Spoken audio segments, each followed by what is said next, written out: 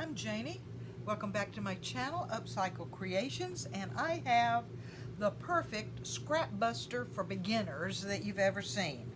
It is these little coin purses that are about 3.5 by 4.5 inches. They're lined, big enough to carry your basics. It also has a tab for your keys. So right now we're just going to go over what you need, and don't be put off by all this stuff in front of you. You've got most of it. First of all, you will definitely need the mat, the green mat here, self-healing mat, and a rotary cutter, because you can't get these edges straight enough with scissors. There's just no way to do it. You'll need a ruler. Now, I use a pressing mat and my little iron because it saves me space and everything, but you can use a regular iron and ironing board. And of course, scissors, pins. I use, for the snaps, I bought a bunch of them. These little snaps, they're plastic. Can't remember the name of them, but I'll have all this stuff in the links in the description, because I am an Amazon affiliate and I do get a little something if you purchase things through my site here. So I will have that there.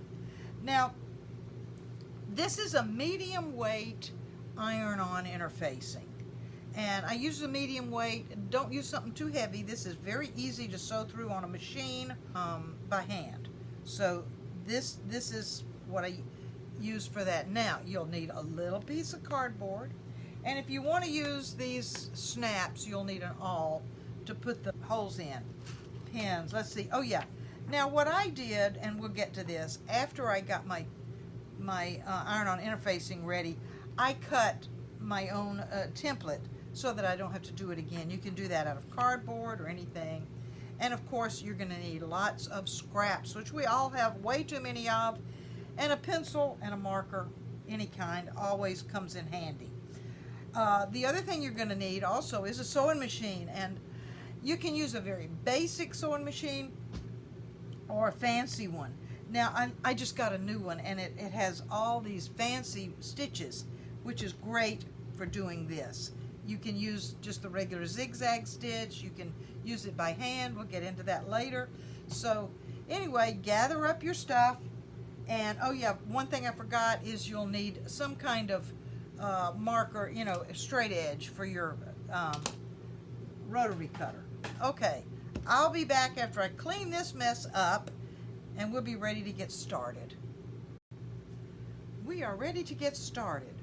The first thing you're going to do is get your iron-on interfacing, and one side is rough and the other's smooth. You're going to want the rough side towards your fabric. Okay, first of all, I cut a rectangle that is 9 inches by 5.5 inches. You can change that. You can make it any size you want. The next thing I'm going to do is I'm actually going to get the center of this, and I'm going to pin it because I don't want it moving around. I want my top to be symmetrical. Okay, I measured down 1.5 inches from the top down. So I'm just going to make a curved line in between the center and that, and cut it, and then it'll be symmetrical. Now you can see on this I cut, and I have the fold marked, and so now if I want to do it, I just slap that on there and cut it. So we're going to take the scissors, got it pinned, and I'm going to very carefully cut on that line, and I want it to be smooth, so go slow because this is going to be the shape. There we go. Now, voila, I have that. Now the next thing that you're going to want to do is gather all your scraps together. Now I know most of you know how to use a cutting mat, so I'm going to leave it at that. They don't have to be the same width. In fact, I have purposely made mine less and more. You don't have to leave room for a seam allowance because we're just going to butt them up together. Now that one didn't turn out very good. This one, I needed a longer one. So I just put 2 together and pressed it. Now, I probably go into overkill because I press everything. I baste and I press a lot. So, now, the fun part, get all your little scraps. And I do mine on the diagonal just for fun. You can do them any way you want to. This is the one that we'll be using. This one is all cut. And you can see right here, that's where I needed a longer one, so I just put two together that were different, and it fits in great. So all I do is take I use this long one here, and I just go from end to end. I start in the middle, and then I just start adding things. My edges are very, very, I don't want to put two seams together. My edges, as you can see, I can butt them right up next to each other. I don't want them to overlap, and I don't want a piece of, I don't want now, I've got that little edge right there. What I'm going to do, I don't want to add one right there. I'm just going to move everything over a little bit. Does not matter. Just get it in there.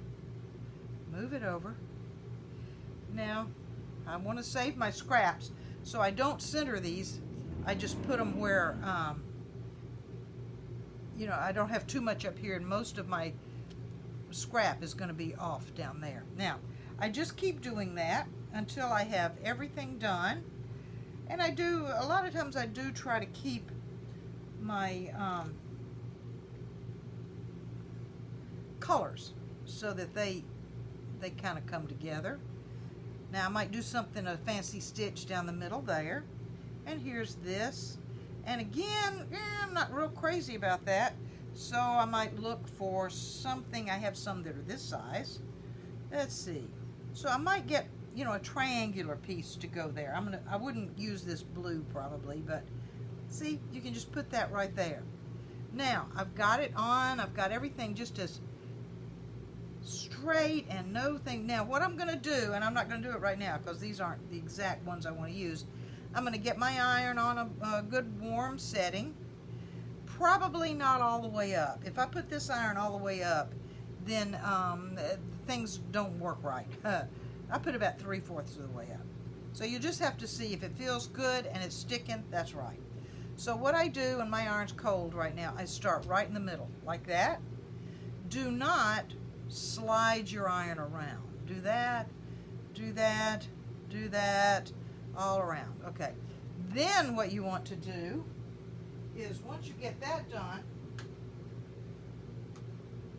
then turn it over. I can't turn that one over. And iron it all on the other side. You can slide it around a little bit there, but not too much. So once you get all of that done, go back to your cutting board and just cut it even so that now you're going to have all these little scraps left. And then, cut it across the top. So now we've got this. Whoops. We've got this on the back. Now this one's already got my stitches on it, which is the next thing I'm going to show you. Once you get that done, we want to do all the decorative stuff while it's like this.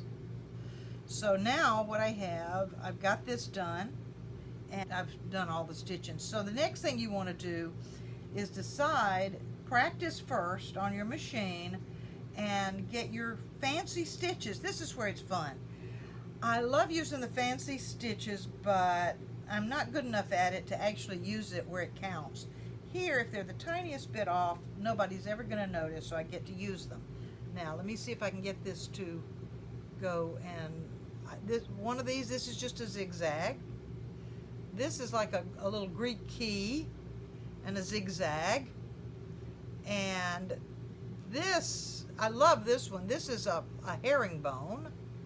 And there's my Greek key again. So you can do it with,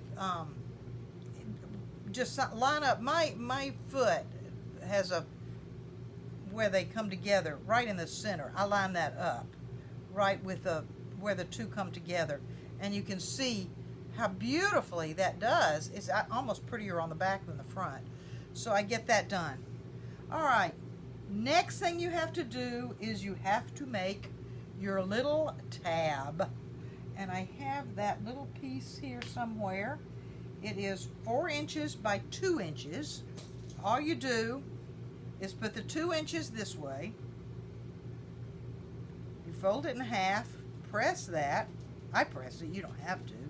And then fold each one into the center. Then fold it over again, and voila, you have that. And then I stitch this side first, and then you don't have to stitch the ends, but stitch down this way just with a straight stitch, and then stitch down that way. You have your tab. Some hardware for this. Now here's this one right here. You can use just a regular keychain, which is what I had to do on this one, because I forgot to put the hardware on before I sewed it in. So now what I'm going to do is take this and put it in here. Then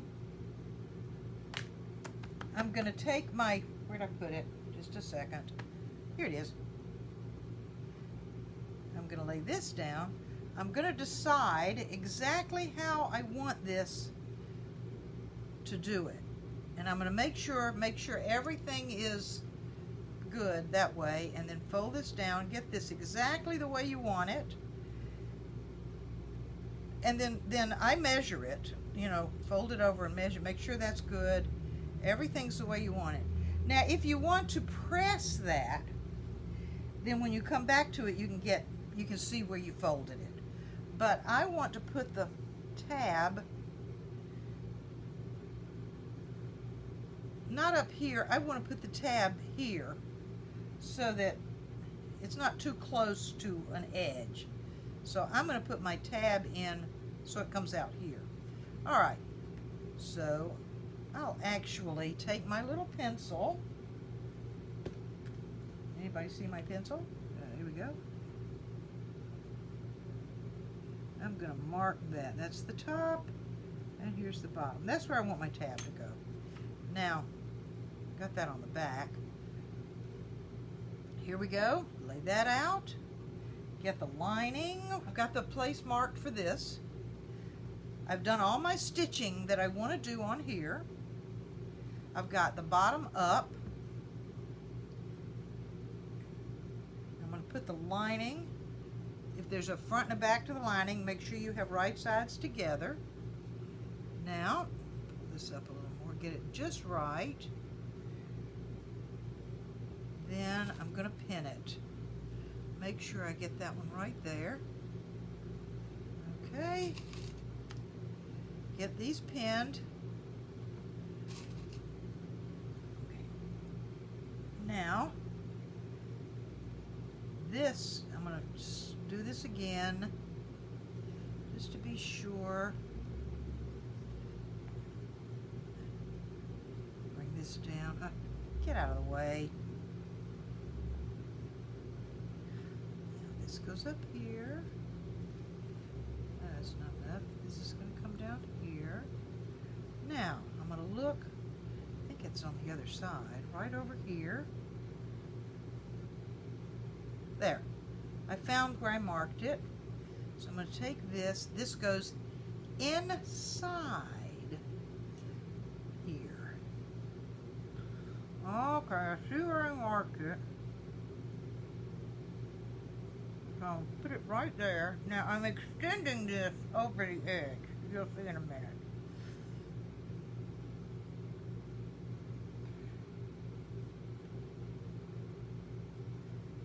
Now on this one, I usually use a little clip or something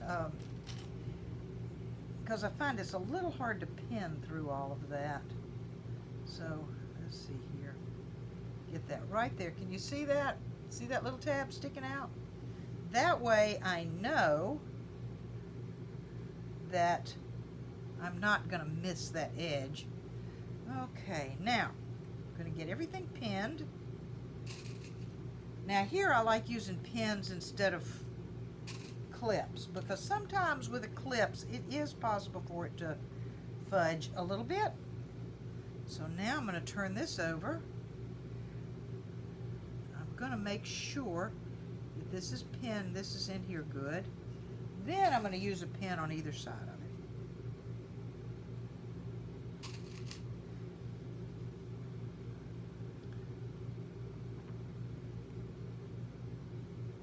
Okay, now I'm looking all around to make sure that I have everything even and good. So now what you're going to do, I usually will start sewing right here, back stitch, sew here, here, here, 2 or 3 times right there, up to here, all the way around and down to here and back stitch. Then take it off. You're going to clip the edges, and you're going to clip frequently right here down to the stitching, not through the stitching. That's when you're going to turn it over, and you'll get, voila, this. Now here, once I got it turned over, and I was real careful with these edges, that pulled through nicely. Now I had this, I just folded it under and I pressed the whole thing. Now I am ready to top stitch it. Now, when you top stitch it, you're going to get it just where you want it. Now you're going to pin this, pin this. Now all you're going to do is you're going to start at the corner, whichever corner you like, back stitch, get it good down, go here 2 or 3 times right there, go up, around, down, 2 or 3 times right there, all the way down here, 2 or 3 times there, and you're done. Except for however you want to do your snap. You can do it.